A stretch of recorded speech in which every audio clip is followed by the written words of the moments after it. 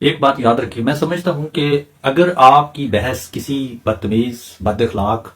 یا پھر کسی بیوقوف کے ساتھ آپ کی بحث ہو رہی ہے تو بہتر یہی ہے کہ آپ خاموشی اختیار کر لیں۔ آپ بات کا آغاز کرتے ہیں اور جیسے ہی آپ بات کا آغاز کرتے ہیں تو آپ کو محسوس ہوتا ہے کہ یہ بندہ، اس کے اندر تمیز چیز کی نام کی کوئی چیز نہیں ہے، اس کے اندر بد اخلاقی بھی ہے، اخلاق جیسا کوئی اس کے اندر کام نہیں ہے، اور پھر اور تو اور وہ بیوقوف بھی ہے، تو بہتر ہے کہ وہاں پر خاموشی اختیار کر لیں۔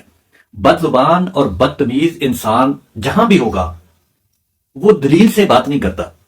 وہ ضد اور گالی سے بات کرتا ہے۔ اور ہمیشہ آپ دیکھتے ہیں کہ لڑائی کی ابتدا گالی سے شروع ہوتی ہے۔ جب کوئی کسی کو گالی دیتا ہے تو وہاں پر لڑائی ہوتی ہے، پھر انسان ایک دوسرے کا خون کر دیتا ہے، یہاں تک بات نوبت پہنچ جاتی ہے۔ تو اس لیے اگر آپ کے ساتھ کوئی بدتمیز، بد اخلاق، بیوقوف شخص بحث کر رہا ہے اور آپ سمجھ جائیں کہ یہ بدتمیز بھی ہے، بد اخلاق بھی ہے اور پھر بیوقوف بھی،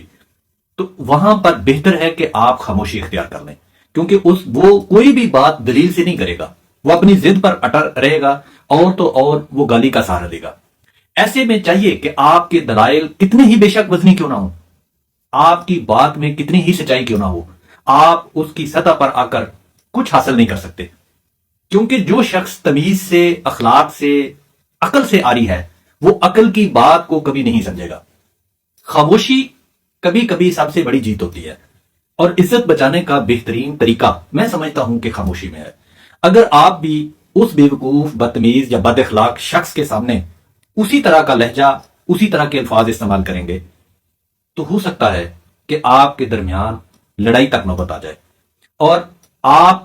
اگر آپ اپنی عزت کو محفوظ رکھنا چاہتے ہیں تو وہاں پر آپ کی خاموشی ہی بہترین ایک ہتھیار ہے۔